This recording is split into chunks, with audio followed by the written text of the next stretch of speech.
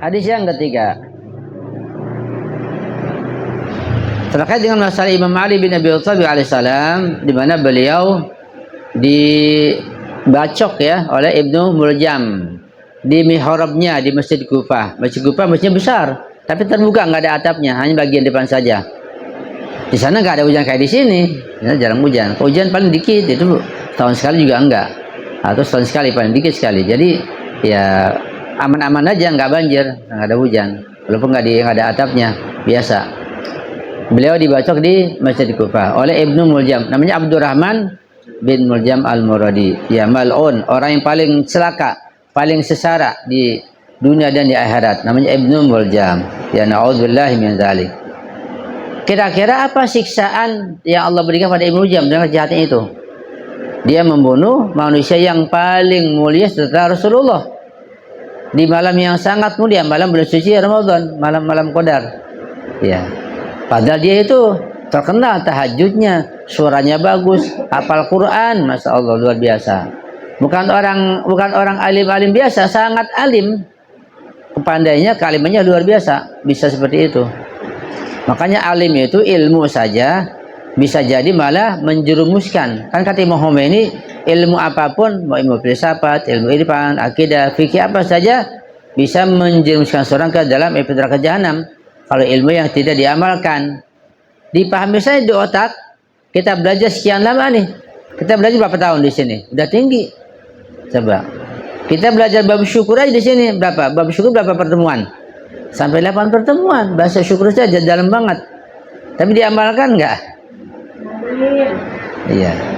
Jadi ilmu saja banyak yang saya ajarkan di sini enggak diamalkan, kosong, enggak ada nilainya. Belajar jalan terus, berantem jalan terus ya. Ya tika ya. Jangan berantem, harus tenang, damai begitu. Itu manfaat belajar namanya. Harus tekun, harus sabar, tabah, harus tahan diri. Namanya ada manfaat belajarnya. Kalau enggak, ya enggak ada manfaatnya. Iblis juga pintar, Ibnu juga pintar. Jadi ilmu saja sepandai apapun tidak ada manfaatnya, bahkan akan jatuh ke dalam api neraka jahanam kata Imam Khomeini. Kalau ilmunya dengan hati yang kotor, ada hasud, ada kedengkian, ada kedongkolan, ada saling hasud, ya saling merendahkan, saling mencibir dari jauh, kan begitu. Itu tidak ada manfaat ilmunya, ya. Harus kita bersatu, sama-sama, berlomba-lomba. Ada hadis di sini pada halaman 95, judulnya Abab Tasi wal Ishrun, bab yang ke-29. Azabu Ibni Muljam, azabnya atau siksaan Ibnu Muljam, dijelasin. Tentang apa siksaan Ibnu Muljam? Saya baca ya. Hadisnya berasal dari Ahmad bin Muhammad bin Amr. Dia berkata, Sami'atu Abul Qasim Al-Hasan bin Muhammad Al-Murbi bin Wafa bil Kufah yaqul, kuntu bil Masjidil Haram. Ini kata siapa nih? Kata namanya Ibnul Wafa di Kufah. Dia cerita, pada suatu ketika aku berada di Masjidil Haram. Di mana? Di Mekah. Si namanya Ibnul Wafa berada di Masjidil Haram. Qara'aitun nasa mujtami'ina hawla maqam Ibrahim alaihissalam. Aku melihat aku siapa? Ibnul Wafa. Aku melihat banyak orang-orang berkumpul di sekitar makam Ibrahim. Ini kan ada Ka'bah kan? Ka'bah begitu. Di sini ada makam Ibrahim. Ya, itu ada semacam tonggak kayak gini itu. Tempat sholat belakangnya habis tawaf, ya sunahnya sholat di situ. Ada orang berkumpul di situ ramai-ramai keliling. Nah, dia pengen tahu ada apa itu. Dia bertanya pada orang-orang. Faqultu ma hadza, ada apa ini kok ramai pada kumpul di situ? Qalu, mereka menjawab, rahib aslam. Ada seorang rahib, pendeta Yahudi, dia masuk Islam. Ramai di situ. Fa asyraftu alaihi, aku mendekatinya. Wa idza ana bi syaikhin kabirin alaihi jubbatun sufin wa qalan suf wa adimul khalqi wa huwa qaidun bi hidai maqami Ibrahim alaihissalam. Aku mendekati, aku lihat orang itu badannya tegap, tinggi, besar, pakai kopiah begitu. Dari suf, dari bulu hewan. Ya, jadi badannya tegap, besar. Dia duduk bersandar di makam Ibrahim. Fasami'atuhu yaqul, aku mendengar dia bercerita, orang itu si rahib pendeta Yahudi Muslim. Apa ceritanya? Kata dia, kuntu qa'idan fi sawma'atin li. Suatu hari aku sedang duduk di tempat ibadahku. Ya. Tempat ibadah orang Yahudi apa namanya? Bukan gereja, apa namanya? Ada yang ingat? Apa? Sinagog apa? Hah? Sinagog. Iya. Tempat ibadah orang Yahudi. Fa asyrabtu minha, kemudian aku ya berada di sana begitu. Fa idza ta'irun kan nasri qad saqata ala sakhratin ala syatil bahri. Aku melihat di sana ada seekor burung besar, dia jatuh di atas Sahara. Sahara di pinggir laut. Itu dia melihat. Ini semacam barangkali ada cerita-cerita semacam mukasyafa gitu, melihat dengan pandangan gaib seperti itu. Fataqayya, si burung itu, burung besar, dia memuntahkan isi perutnya. Farama birub insanin, kemudian dia melemparkan kayak apa namanya, seukuran seperapat manusia, daging manusia seperapatnya dikeluarkan dari burung besar itu, dimuntahkan. Kemudian burung itu terbang nggak tahu ya. Fatafaqadatu fa'ada, kemudian burung itu datang ke situ, dia muntahkan lagi isi perutnya, seperapat manusia lagi, sudah setengah manusia berarti. Farama birub insanin, dia muntahkan seperapat manusia, kemudian terbang lagi. Faja'a fataqayya birubin akhar, kemudian datang lagi dan memuntahkan seperapat lagi. Sematolak terbang lagi. Datang berikutnya begitu juga. Datang lagi, dia muntahkan lagi, sehingga badan manusia itu yang dia ambil itu lengkap jadinya. Sematolak pada arba. Ya, kemudian manusia itu yang bangkainya itu sudah lengkap, ya. Hidup. Faqama rajulan fahuwa qaim. Dia hidup, berdiri orang itu. Bersatu badannya, berdiri. Wa ana ata'ajjabu minhu, aku sangat terkagum, sangat heran melihat kejadian itu. Ini cerita ke alam mukasyafa, alam syuhudi, diperlihatkan gitu. Seperti pengikut Imam Husain pada malam Karbala kan, malam Asyura, dibuka tabir diperlihatkan gitu. Itu biasa. Atau seperti misalnya kisah para pengikut Imam Hasan ketika ingin jumpa Imam Ali, tinggal dibuka itu, dia melihat Imam Ali itu. Namanya dibuka alam mukasyafa. Atau ketika Abu Bakar dia menjadi khilafah Imam Ali waktu itu, diajak ke masjid Qiblatain, ya kita ke Qiblatain, di sana jumpa dengan Rasulullah, namanya alam mukasyafah. Itu cerita ada seperti itu. Aku sangat heran. Cuman hadra tayru alaihi fadrabahu wa akhadha rubahu wa tara. Kemudian burung tadi itu datang lagi. Burung itu menendang orang itu hingga jatuh dan kemudian dimakan oleh burung itu. Seperapatnya dimakan, dia terbang. Datang lagi, ya dalam keadaan masih hidup orang itu, dimakan sampai seperapat diambil sampai habis gitu. Kemudian nanti setelah itu datang lagi ke situ lagi, ya, melihat badannya seperti itu lagi, berulang-ulang begitu. Ya. Fabaqitu atafakkur fi dzalika, berpikir, merenung, melihat keadaan itu sangat terkejut. Wa tahassartu alla kuntu tahaqqaqtu fa asalu man huwa. Ketika datang lagi yang kedua kali, ini orang si Rahib ini, dia mendekati, ingin bertanya kepada orang itu.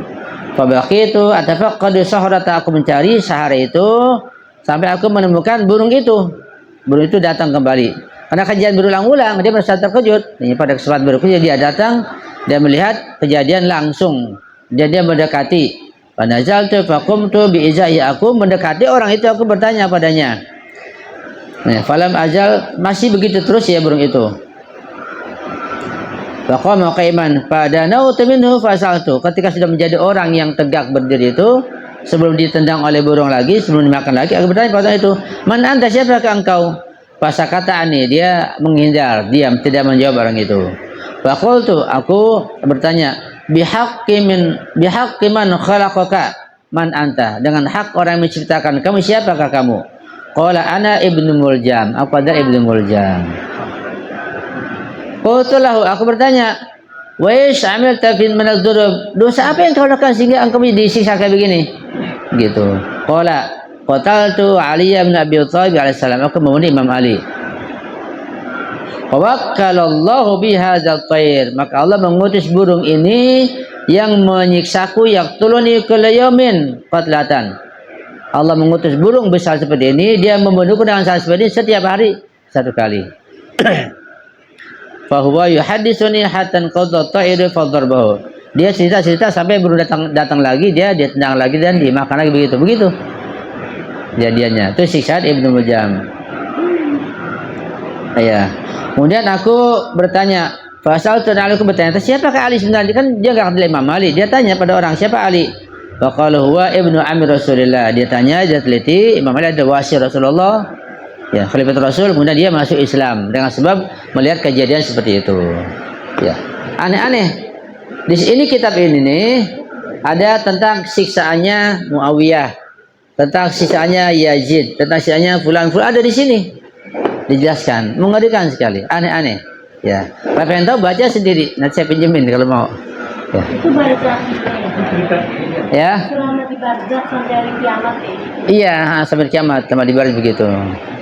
Jadi kondisi orang di alam barzah itu bermacam-macam, ada yang seperti itu. Ya, karena ada kisah siapa seorang ulama itu di lupanya dia cerita dalam mimpinya itu melihat Jausan ya, siapa namanya Jil Jausan yang kehausan itu.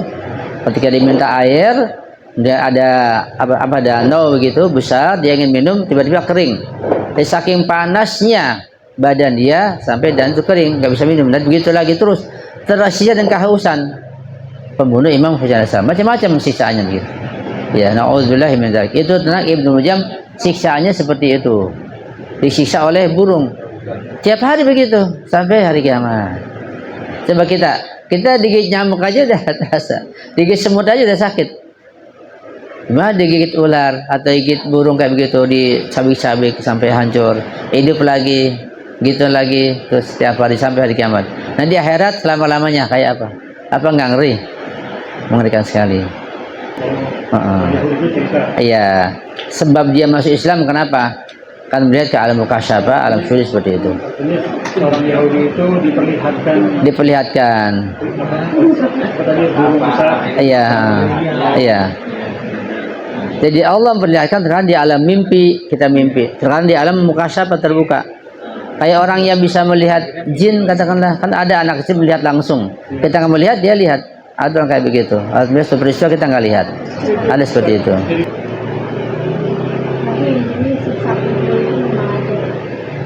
Sisa kubur ada, bahkan terkadang saking kuatnya sisa kubur di alam barzah itu bisa kena pengaruh badannya di muka ini.